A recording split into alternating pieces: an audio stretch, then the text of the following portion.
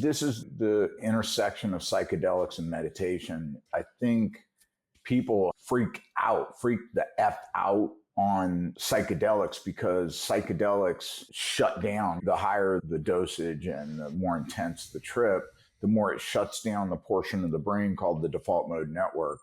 And that's where all of our stories lie. And so we have these stories that I'm Nick, I'm a hard worker, I'm a jiu-jitsu guy, I'm a Mushu Shugyo, I'm a samurai, whatever it is, whatever story it is, it's still, in the end, it is only one thing, a story.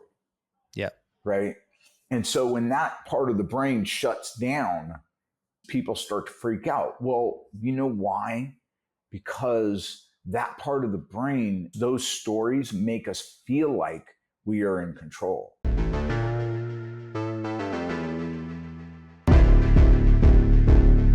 What's up, brother? What are you doing, man? Just freezing my balls up here, good old Empire State. Oh my God, dude, I am absolutely freezing right now myself. I am in Miami. It's 78 degrees. Oh shit! It's cold in Florida, though. Sunny. No, you know what? It was. I had to jump to on Monday of this past week. I flew into Jacksonville for a day because my cousin passed away from fucking malaria because he was in Africa, which is crazy. Holy shit, man! Yeah. Wow. But it was like 40 something degrees in Jacksonville. Yeah, you have to understand something. They call it in Sarasota, which is like kind of the middle of the state, is they call that the frost line. And so north of Sarasota, it gets really cold. I mean, it gets cold enough to where we would be surfing like on up in like Panama City area, and which is roughly about the same, longitude as, I guess that's the right one. Well, I'm no cartographer, but but it's the same as like Jacksonville. And so it would get, dude, we'd be surfing and be 36 degrees out. That's cold, man. That's in cold. The water. Yeah. That's freaking freezing with that wind chill and all that. So, you get freezes, man. It gets really, really cold. It'll get down to 40, 45. That's very common in December, January, February. I didn't know that. But below Sarasota, no, it got cold in Miami. And I say cold, it was like 61. But that's cold for Miami. But now it's back up to being warm. So fucking A. Yeah, it's beautiful. I'm down here for Art Basel, and I've always wanted to go. I've always wanted to go. I never did it. I always wanted to go. I think next year I'm going to do it. Cool.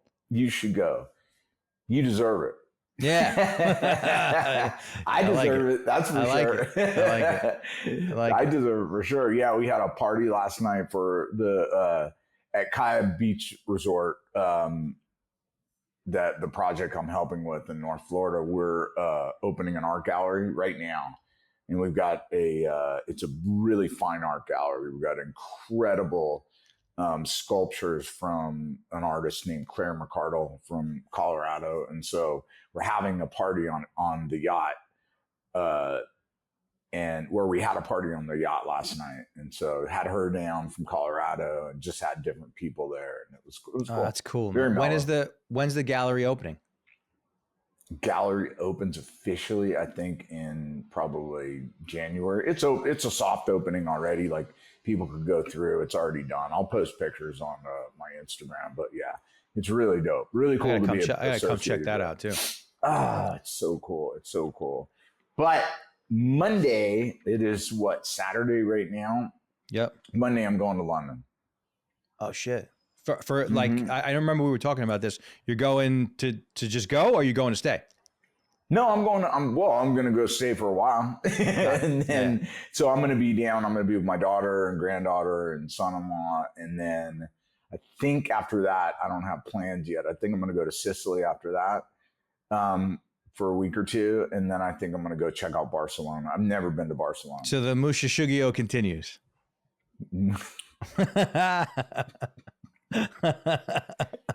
Again, my favorite movie ever is The Matrix, and she points to the sign. I think it was in Latin, and above the oracle does when he goes and gets cookies. And best scene. She's like, you know what that is? That means, she's like, that means know thyself. And so, yes, other people at times know me better than I know myself. So yes, the Mushashuga continues. Right on. Where it goes from there, I don't know. Doesn't matter. But I want to check out Barcelona, man. Yeah, it doesn't matter. It doesn't matter. Man, I was just finishing up a really cool chapter in the book, and I was talking about I gave the analogy of when I got staph infection for like the 18th time. I've had staph infection so many times, bro. Poof. And I got staph infection. Did I tell you this story? About how I got staph? Yeah, I got staph in my ankle. I was traveling, across the country in the van.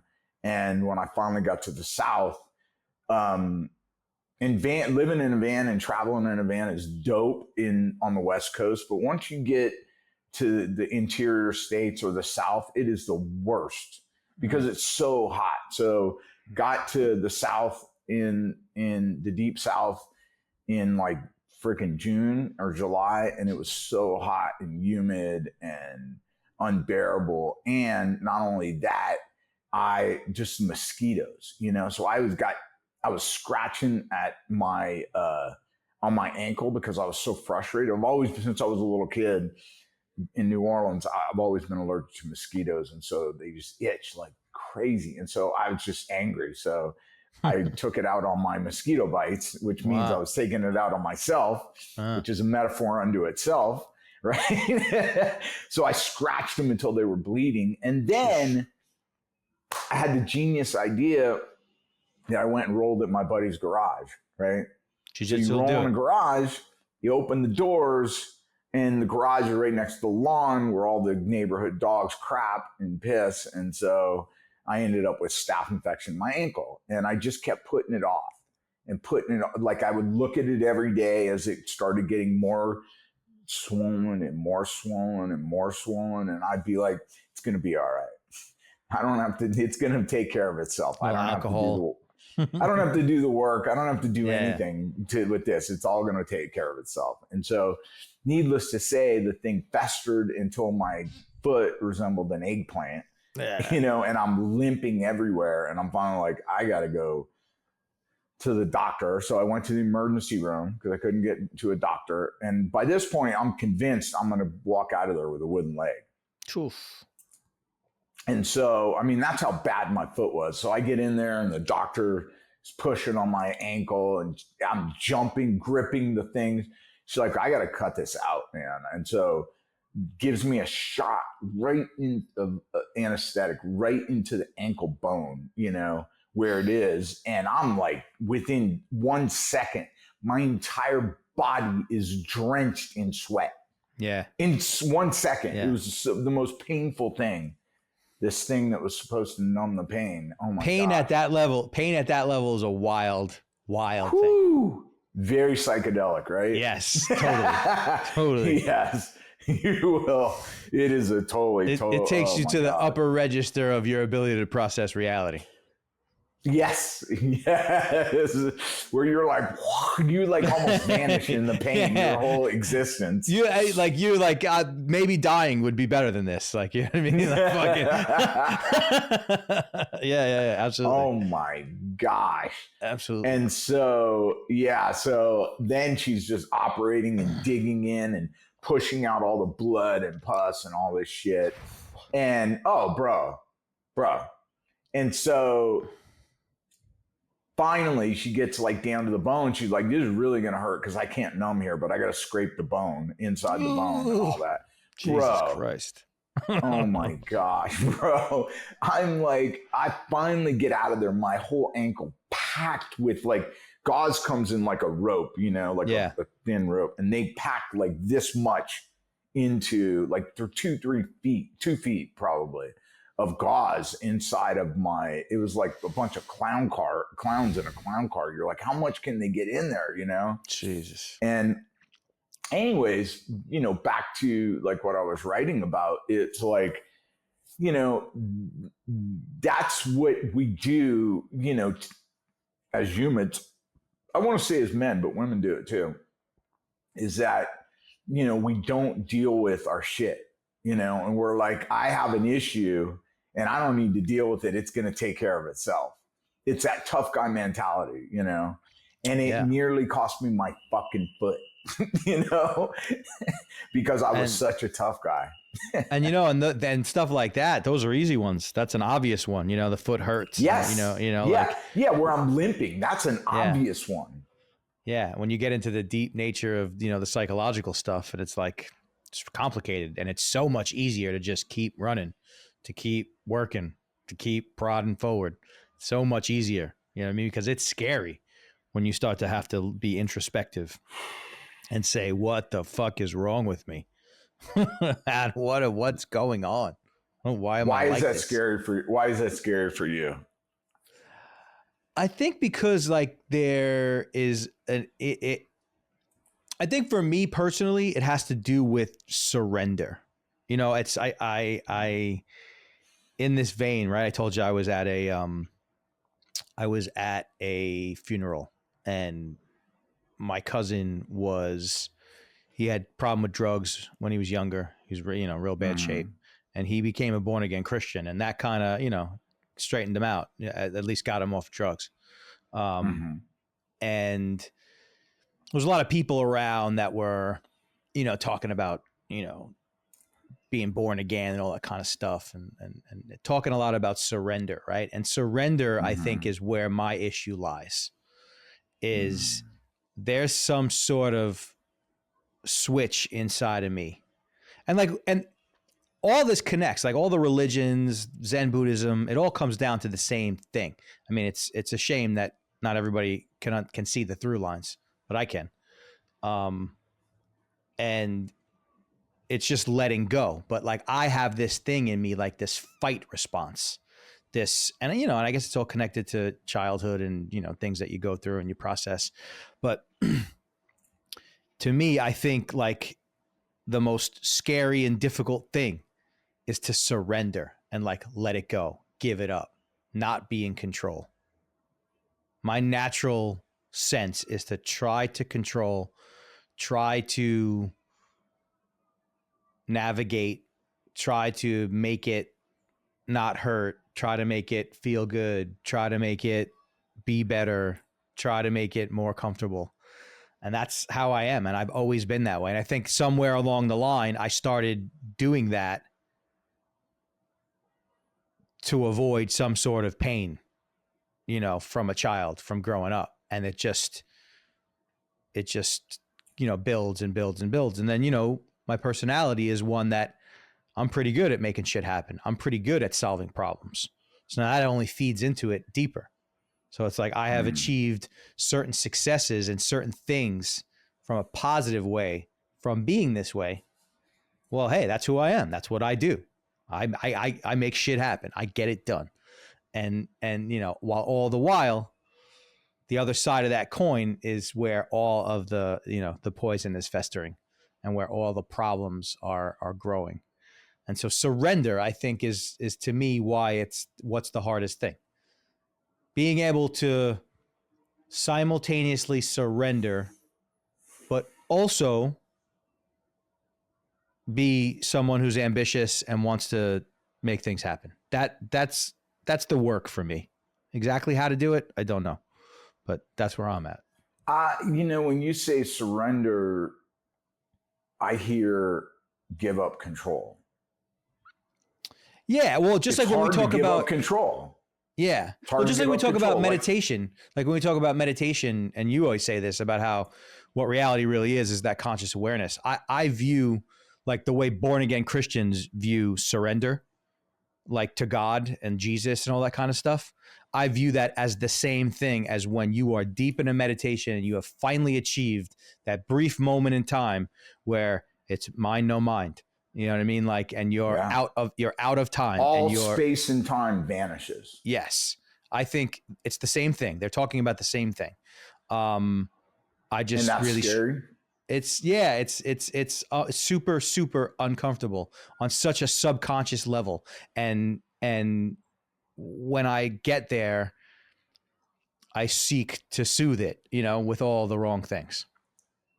I think this is the intersection of psychedelics and meditation. Is I think people have like freak the f out on psychedelics because psychedelics shut down. The higher the dosage and the more intense the trip, the more it shuts down the portion of the brain called the default mode network.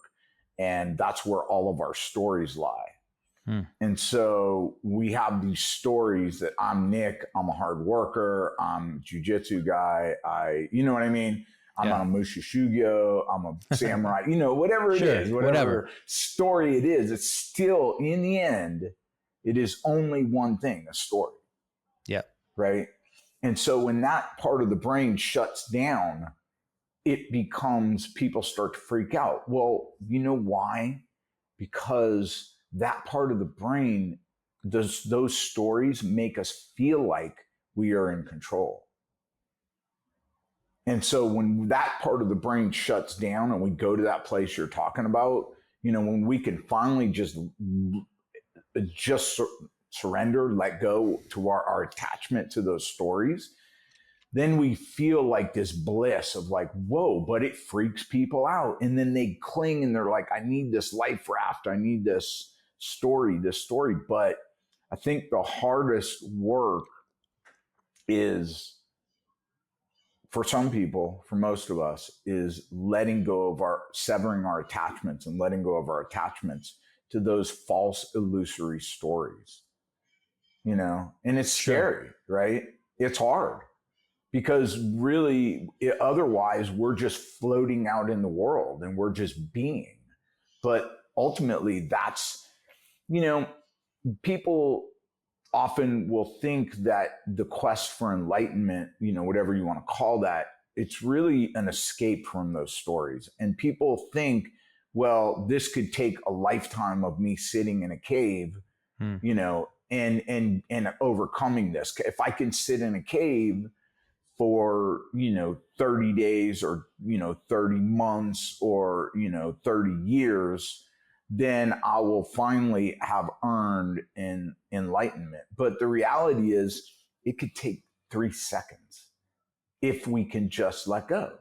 If we can just let go, we don't become enlightened. All we do is let go of those stories and then live free, because enlightenment, another word for it is liberation, is just letting go, is being free. Free from what? Free from those stories. It's that simple. But it goes a little bit deeper because our protective, as I hold my granddaughter, and especially when she was newborn, and you with your kids, same way, they look up at you, those wide eyes, and they're just experiencing reality like they're on acid. They have right? They don't have any memories or expectations or prejudices or anything. They're just pure beings, pure awareness. And that is enlightenment right there. But that ego is that we build over, she's building and your kids are building and we built over time. We build that thing as a mechanism to interact with the world. And it's also a defensive mechanism. Interact with each other. So to interact with each other. Yeah. That's where I feel like a lot of the rub is. I think that a lot of like an oversimplification is, I think the people who have the best experience is someone who has less of a need to be understood, needed, accepted. Not to say that you're a total recluse and you're withdrawn from society, like you're saying. Like, you don't have to sit in a cave and stare at the wall in order to find enlightenment. But if you can find a way to divorce yourself from the perception of you in the eyes of other people, like that's so much of our interaction, like where so much of the things that we do are based on how other people will see me. and it's not as simple as like clout chasing and trying to be the famous. It's even to the levels of like the relationships with your family and who you're supposed to be, and a good son, a good brother, a good mother, a good father, a good what I mean, like all of us. So much of our experience is based on the interaction with other people. And I think that, not to say that anybody should live a purely selfish existence, that you're here only to serve yourself, but if you can truly find peace with you are what you are who you are, and that has to be okay because you have no other choice, that somewhere in there, I believe the answer lies. Yeah, Answer. that's a really fascinating, because I'm all about reverse engineering everything. Like, what I want to understand diet. Well, I'm going to look back and go through how did our bodies evolve? If our bodies evolved in a Doritos potato chip factory, you know what I mean? Then probably eating Doritos potato chips would be the healthiest thing for us. Yeah. But we didn't evolve that way. Yeah. We trace it back. We evolved over millions of years in Africa, right? As, gathering food and just, you know what I mean? And we lived through periods of extreme famine. We didn't have a buffet all the time. It's so if you look at those and then you go a little bit forward and you look at blue zone societies, anyways. So what I find fascinating of what you're saying is if you reverse engineer the ego, then the ego, like you're saying, formed through interactions with other people, And so when I'm doing like the hard work of trying to get back to that place where my granddaughter is, of pure awareness, I have to go, the way I think of it, what we know is that 0.0036% of our mind is conscious. 99.999, whatever it is below that is subconscious. And I think of it like metaphorically, I think of it like this cylinder, this glass cylinder. And at the bottom of that, we have pure awareness. But the pure awareness to come up to our conscious minds has to go through our subconscious minds, our psyches. And that is where we have these, what they call impressions or samskaras or wounds, like with trauma. On the ankle, these festering wounds. And, you and I have talked about it. It's, I think, one of the most fascinating phenomena is that I didn't understand until I really started working with clients, is that these wounds, like my staph infection on my ankle, they get worse over time. They don't get better. Like, my ego is like, dude, you got this. You're going to be fine. Don't go to the doctor. Don't get on antibiotics. You're going to be fine. Yeah, that's time heals all wounds. Nope. That's motherfucking bullshit, man. These impressions in our minds, they fester. And so as that energy, if you think about a glass cylinder and you shoot light through it, as it comes out the backside, if it is a clear glass cylinder, then that light is going to be full bore, and it is going to be bright as it is at the source, if not even brighter. But when we have impressions in the glass all the way rising up, then it not only dims the light, it distorts the light. And so by the time it comes up through us, it's distorted, and these impressions in the glass grow, and they start to really distort the light. And our conscious minds don't even understand, like, why am I sabotaging my behavior? I always think of it like, if you set a conscious goal that's a healthy goal for yourself, and you can't accomplish it, and it's something as relatively easy as eating healthy, then you've got impressions in your psyche that are sabotaging you. Yeah. And you better get a hold of them, because guess what? Your conscious mind knows that you better pull your shit together with eating healthy, because if not, the consequences are death. You're going to die, right? If you eat the way most Americans eat, you're going to die early. You're going to get metabolic diseases like diabetes that are going to fester in your body and lead to cancer, et cetera. Anyways, we all know that. So that's a pretty good indication that we've got some shit that is sabotaging our behavior. And so, for me, it's like sometimes our behavior, our coping mechanisms for the stress. So what happens is that, we have an impression that's left in our psyche from, when we're 9 years old or 10 years old, whatever it is. Someone tells us we're a terrible artist. We've talked about that before, whatever it is. And that leaves a deep impression on us, right? Or we were bullied, and I just was actually texting with my buddy who's the lead singer of Dirty Heads, and his name's Jared Watson. And I had him on my other podcast, and we were talking about psychedelics and the ibogaine journey that he did, and how he was just been trying to deal with it. And, the part of the conversation that we had was like, he trains Muay Thai. He had to learn, what? The tough guy shit is being the biggest pussy in the world. Me not being able to deal with my shit, go talk to people about it, address it. It's all fear. It's all fear. It's all the ego. Fear. It's not tough. I think part of it is it's not only painful to go in and get the surgery, and to revisit that memory, whatever it is, but it's also the ego itself is only, they call it, when you do psychedelics, they call it the ego death, is when you do enough and you do a heavy trip. And what happens is, because, from a neurological perspective, as it shuts down the default mode network, we lose our stories. And the ego is only, our ego meaning not pride, but ego meaning identity. Our ego or identity, I'm Nick, you're Jesse. That is only a bunch of fucking stories that we use, like you're saying, as we start to interact with other people in the world.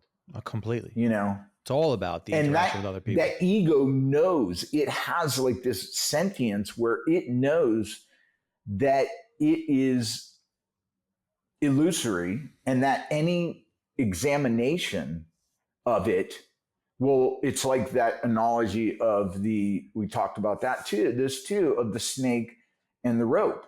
If you look at the ego long enough, you will see that it is not a snake, and it is a rope, and it is illusory.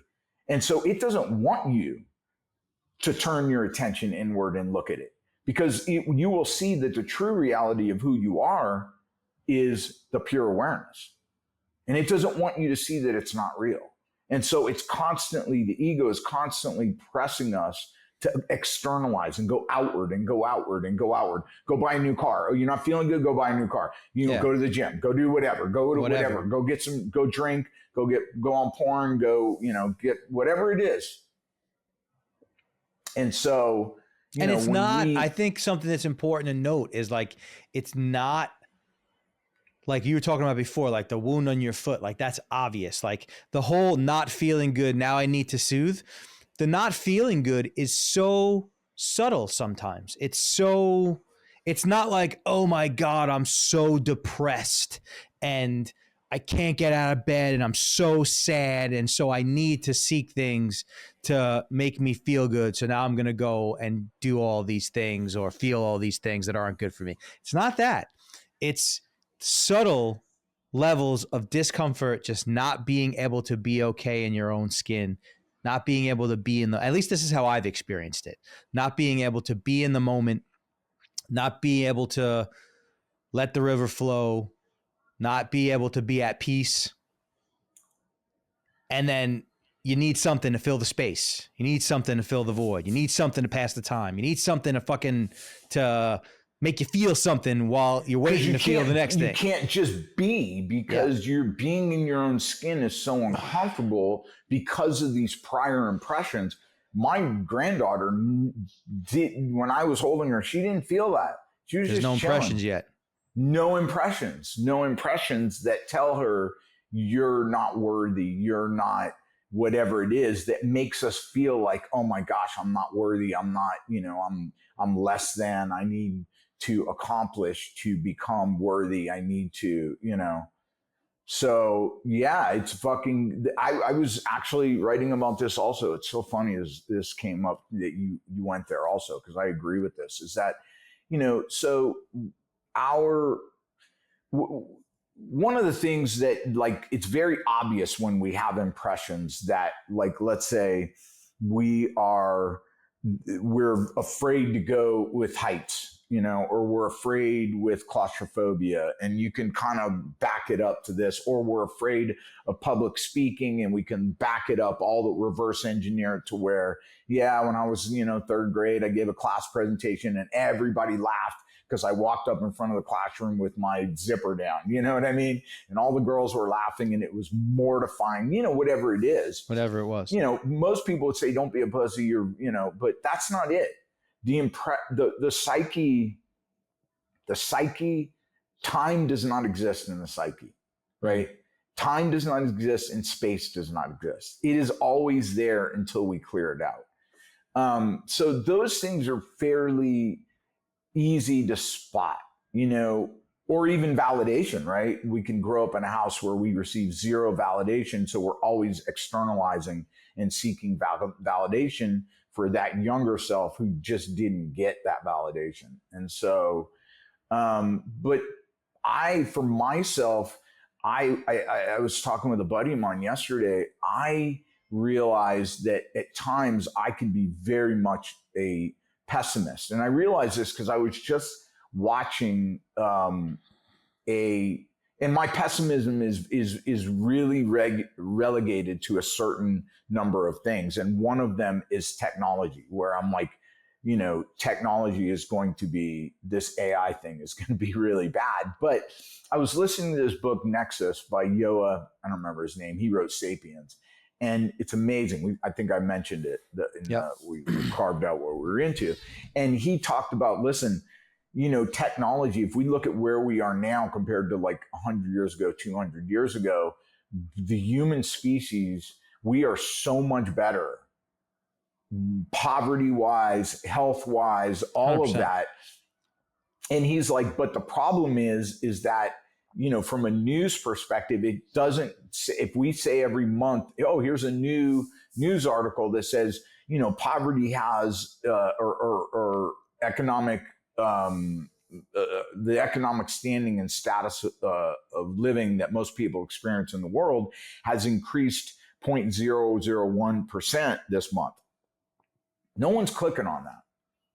But that cumulative change with technology has improved all of our lives so vastly. And so I thought about that, and I was like, and he was making the argument that, there are some dangers as with any technology, but AI has the ability, unlike anything else, to help us not only solve, poverty, but also climate change, genetic, diseases, all of that. And so I kind of like sat there. It was like a mirror for myself. And I was like, oh my God, this is my issue. This is like a big issue for me with technology or whatever it is. It also affects my attitude, these impressions. Of course. So if you meet negative people and you realize if you just reverse engineer it, they've had a few experiences. Maybe they were, 16 years old and hoping to get a car, and then they didn't get one, or hoping to get, when they're 9 years old, hoping to get a pet for Christmas, and they didn't get one, And I remember my Christmas, my brother was like 9 years old, and he wanted more than anything. He wanted a gerbil. And I got to ask him if he remember this. In Christmas morning, he opened up this present, and it was a gerbil cage. And inside of it, my dad put a stuffed gerbil and didn't give him a gerbil. And he was so heartbroken. Yeah. Wow. But, and you're like, well, that's funny. It's not, no, to a 9-year-old, that is, Yeah. Holy shit. Right? And that was it. There was no real gerbil that came, you know? Oh my God. And Dad was an asshole. And so, seriously. That's funny. So, but it's funny, but at the same time, as a 9-year-old, it forms an impression in the psyche, right? And that impression, whenever the energy, the awareness goes past that, it distorts it. And now all of a sudden, you don't even realize, why am I pessimistic towards potentially good things that could happen? Yeah, well, because it creates the question of like, why would my dad do that to me? And if my dad would do that to me, what's to stop anybody else? The world, you know what I mean? But the logic is really because the psyche doesn't, and this is an impression that is from the past, and this happened to the 9-year-old self. The 9-year-old self doesn't understand the logic of what you're saying right now. Yeah, the 9-year-old self, it doesn't grow, and we don't even remember this moment. It's a feeling. It's a palpable feeling that just continues on. So that's it right there, Jesse. So now we go through life and we have this feeling that we're carrying everywhere where shit's going to go bad because of that impression. And now we're not comfortable in our skin. And so to deal with that uncomfortableness, we use coping mechanisms, whatever it is. And we externalize outwards: food, alcohol, all the things we talk about that sabotage our fucking goals. So my goal is to lose weight. This is what happens with everybody I work on, man. They get excited. They're really consciously the first 4 or 5 weeks, they're kicking ass, and then they start to break. Not because their conscious mind no longer wants to accomplish this goal, not because they're not seeing results, because their subconscious is like, no. And they're uncomfortable and they cope. And you got to get to the fucking bottom of it. And you got to go through that glass cylinder that is the subconscious and start clearing out these impressions. And once we do that, then we can be liberated. We can be like, oh my gosh, how are you feeling? I'm genuinely feeling happy.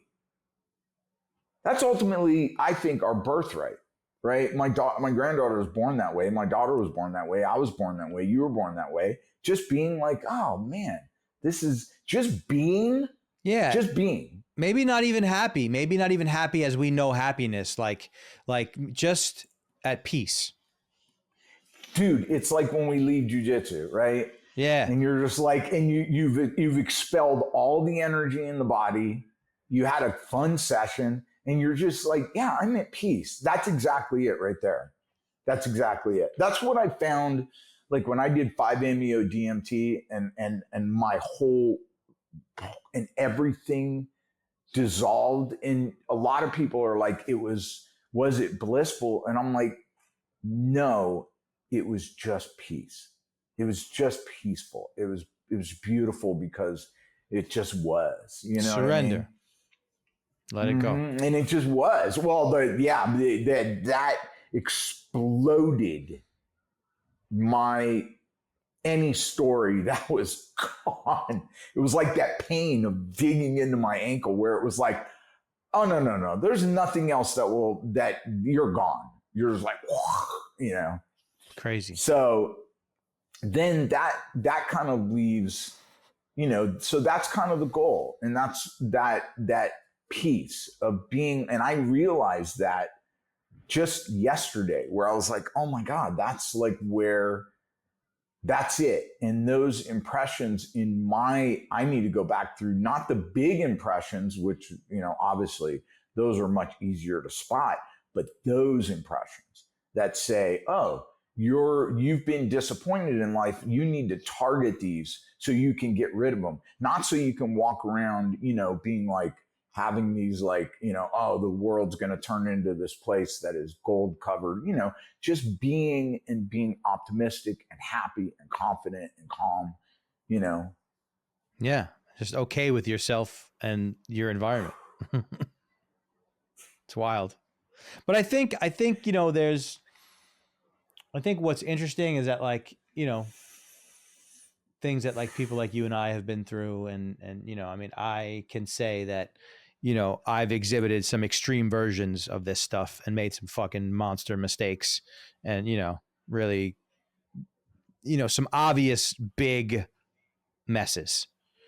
But I think what potentially might be more dangerous is all the people that are walking around that are relatively keeping it together, but have all this unhappiness and have all this lack of satisfaction and have all, but don't really know how to communicate it and talk about it and have never spoke about any of these things. Because I think, like, at least, you know, for people like you and I who are aware and are, you know, not to say that it, obviously, I mean, you know, we would both admit the fact that it doesn't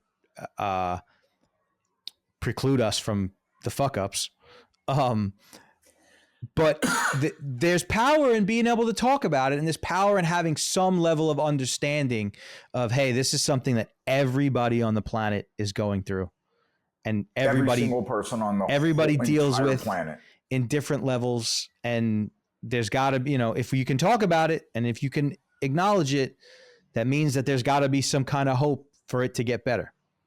Oh yeah, I mean, I think, yeah. First off, everybody, this is the human condition. Yeah.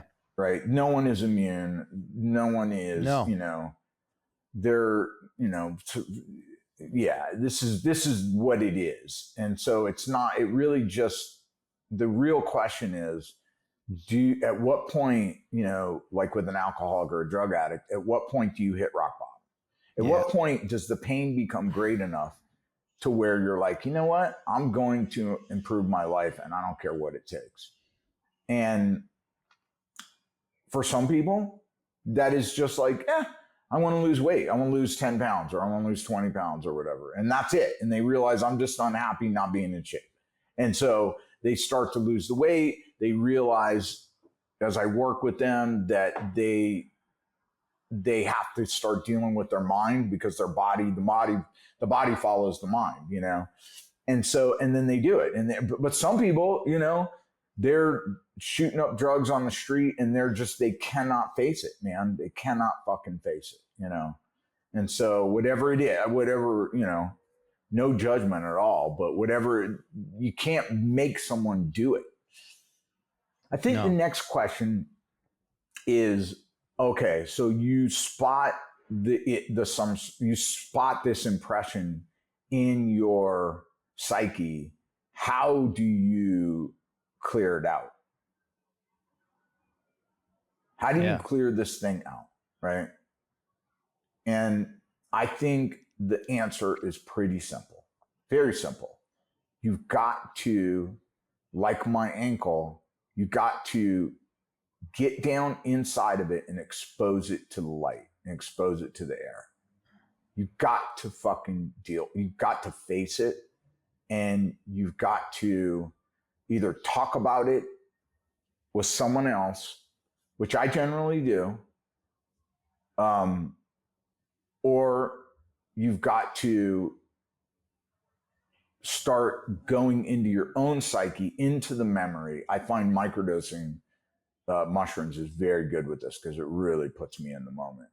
And just sit with my older self with that younger self and watch the event in all its detail play out again, and then stop it and have a conversation with that younger self and explain to that younger self that, hey man, this was fucked up, you know, whatever it was, people laughing at you, you know, when you were trying to, whatever it was, and sitting with it and explaining to that younger self, because that younger self was always going to be a part of your psyche. This is what internal family systems, the psychological, you know, those guys are not going. Those guys are not going anywhere. You got to make friends. They're not going anywhere. It's like that movie Inside Out, you know.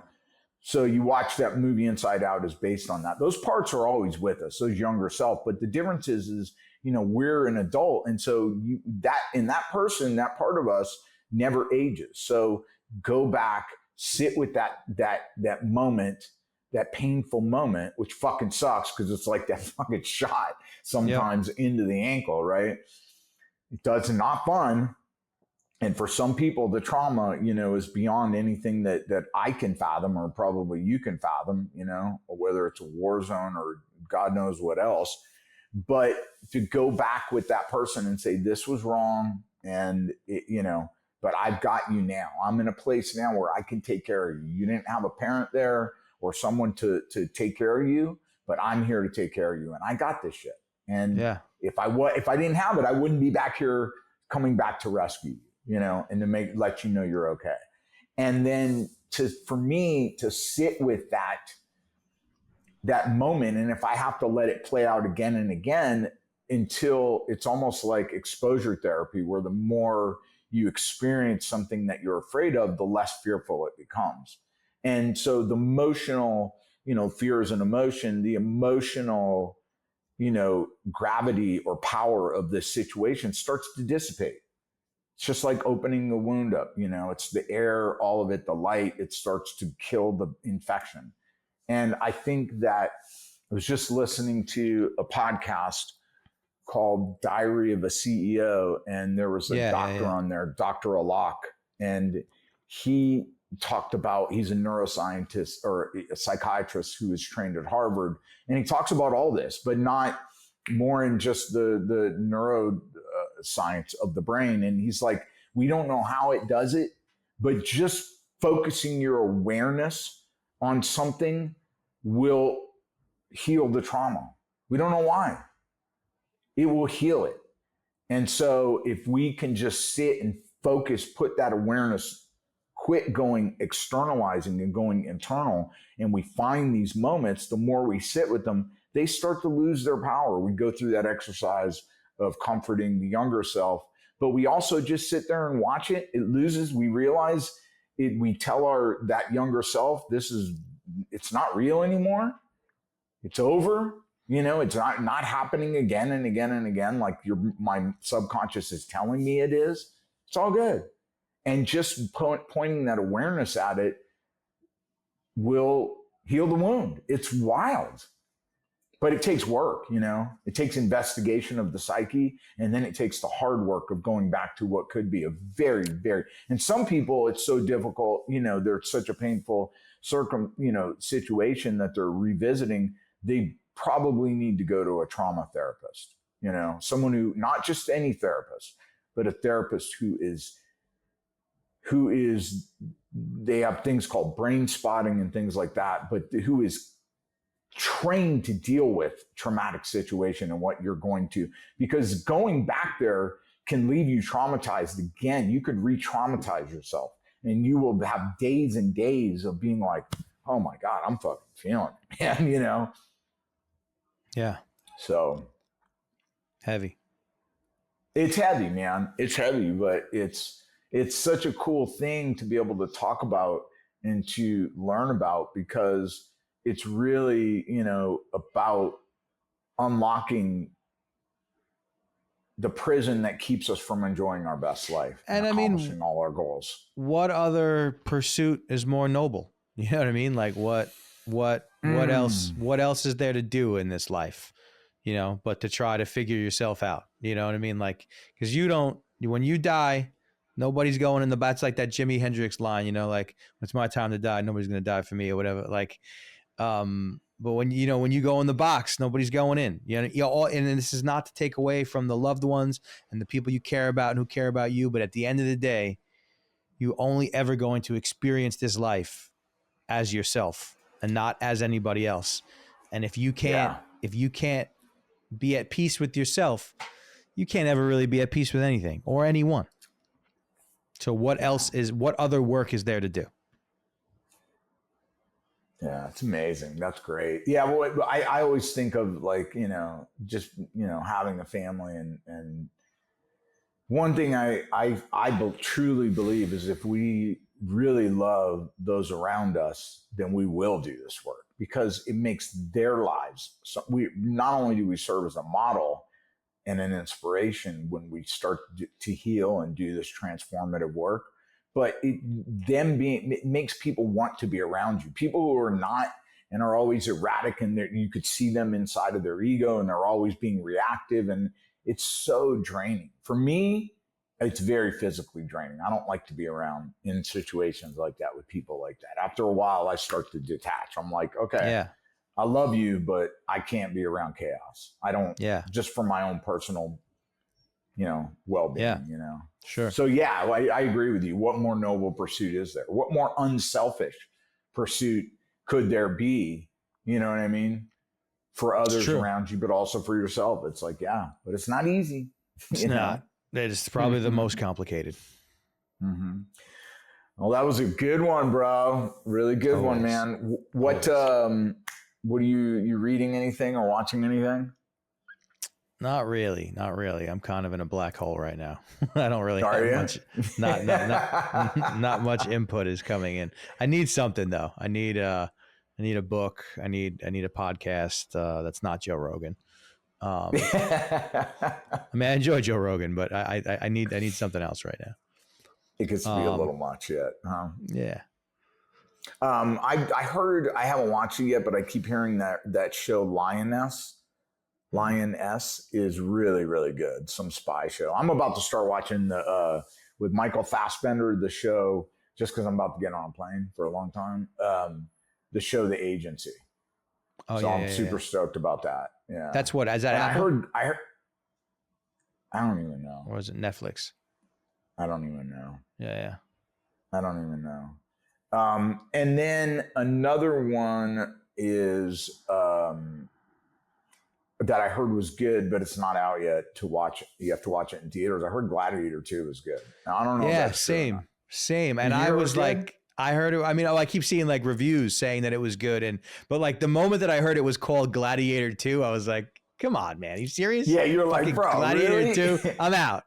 Gladiator 2. I mean, couldn't have come up with a better fucking name. I know. Well, it's marketing, bro. You got to get people in theaters, right? But they're saying it's good. I mean, whoever the they is out there, they're saying it's good. Yeah, no, it looks good. I can't wait to watch it, man. I'm stoked for that one to come out. All right, next time we do this, I'm going to be in London. I'm going to be going from 80 degrees to friggin', 28 degrees. Oh my gosh.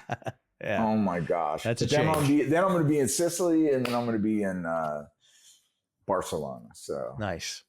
We'll be catching up at each of those stops, man. Mushashigo continues. I don't know, man. I think in 2025, I might wind up joining you on one of these spots for a quick. I need. Let's do it. I need my own Mushashigo, but I have to do them in short spans because I got little guys. I got to be around. Yeah, I know. All right, homie. Till next time, man. Awesome. Later.